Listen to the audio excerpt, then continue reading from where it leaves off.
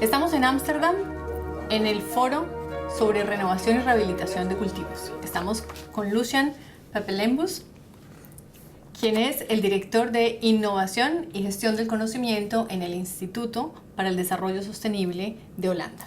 ¿Por qué no nos cuentas qué es el IDH, la Iniciativa para el Desarrollo Sostenible?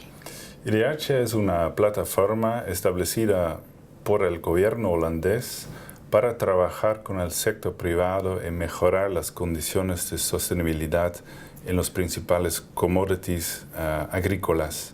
Trabajamos en 50 países con 250 socios del sector privado, sociedad civil y los productores y los gobiernos en 12 sectores, incluyendo café, té, cacao, soja, aceite de palma, madera tropical y otros sectores. Lucian, queremos conversar contigo y saber cómo llegamos a esta iniciativa. ¿Qué es el IDH y por qué el IDH tiene interés en los estudios de renovación y rehabilitación de cultivos? Mira, IDH somos una plataforma en Holanda. Trabajamos con el sector privado y los gobiernos para mejorar la sostenibilidad de los commodities más importantes en el mundo, como el café, el cacao, el té, soja, aceite de palma, todos los commodities agrícolas que tienen problemas o desafíos de sostenibilidad. Nosotros construimos alianzas en el mercado de los principales compradores y generamos una estrategia común para crear impacto, para crear cambio real en las condiciones de producción en el origen.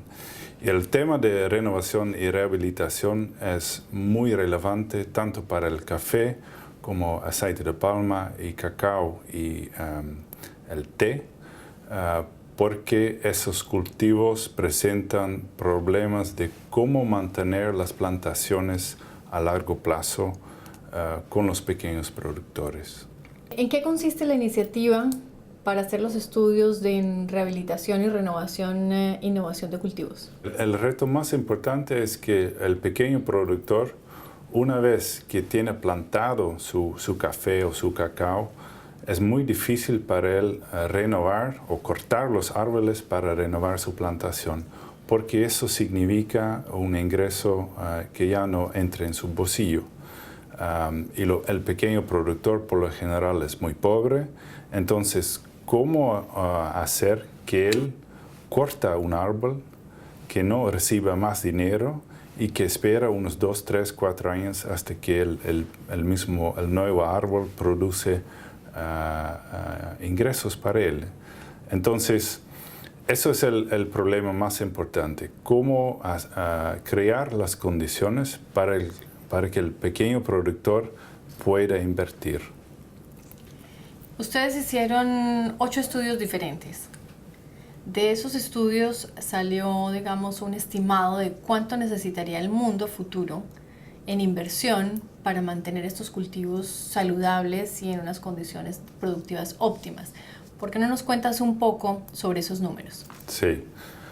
En esos 4 cultivos, la superficie total que tienen los pequeños productores son más o menos 23 millones de hectáreas en el mundo.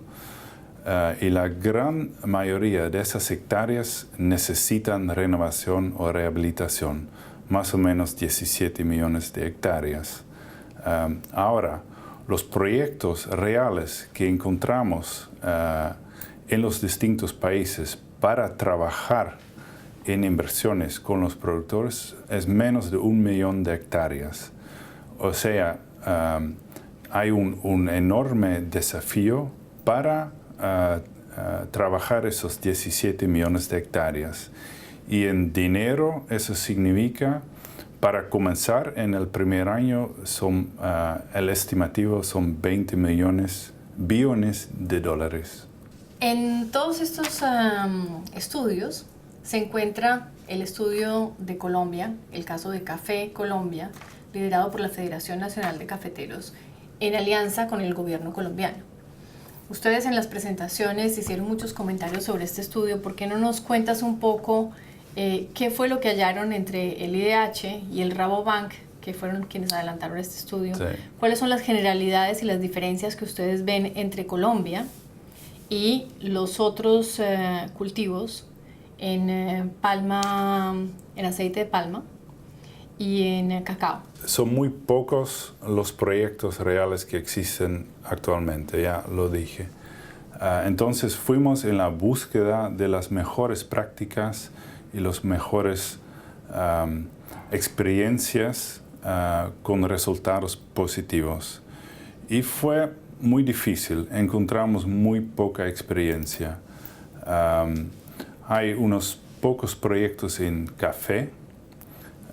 No hay casi nada en el cacao ni el té, y en aceite de palma las experiencias son de los años 70, 80 e inicios de 90, pero renovación reciente es muy poco y el café sobresale.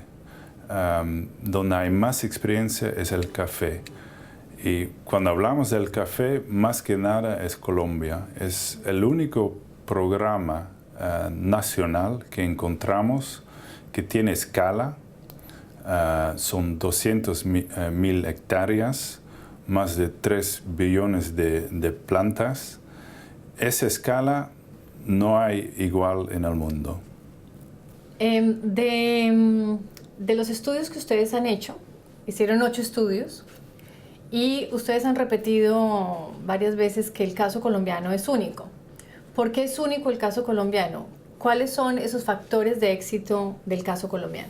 Las condiciones claves en Colombia, primero, es la organización de los productores. Es sólida, es nacional, es integrada. Es muy importante que los productores se unen. Segundo, la colaboración a nivel nacional con el gobierno, que creaba las condiciones para un ambiente de inversión favorable. Las condiciones técnicas, agrónomos, los árboles, los plantillos, la investigación, toda la ciencia agrónoma estaba bien desarrollada. Y la federación fue capaz de unir todos esos elementos en un programa bien diseñado, con los bancos, con mecanismos de financiamiento, en donde los diferentes socios compartieron los riesgos. Al final, eso resultaba en una proposición atractiva para el productor. Con todo este aprendizaje que hay con un estudio que se hizo de una manera tan seria y tan juiciosa, fue más de un año de estudio, ¿cuál sería tu mensaje a Colombia y a los caficultores colombianos? Primero que nada, les felicito con esta experiencia. Ese programa es un programa único en el mundo y es muy importante saber que esta experiencia se debe compartir con los demás países, se debería replicar dentro del país, ¿no es cierto? Hay otros cultivos importantes en Colombia, pero saber que esa experiencia se puede hacer, Colombia lo ha hecho, eso es lo más importante. Ustedes lo mostraron y pueden inspirar al mundo en Latinoamérica y en el propio país para replicar ese éxito.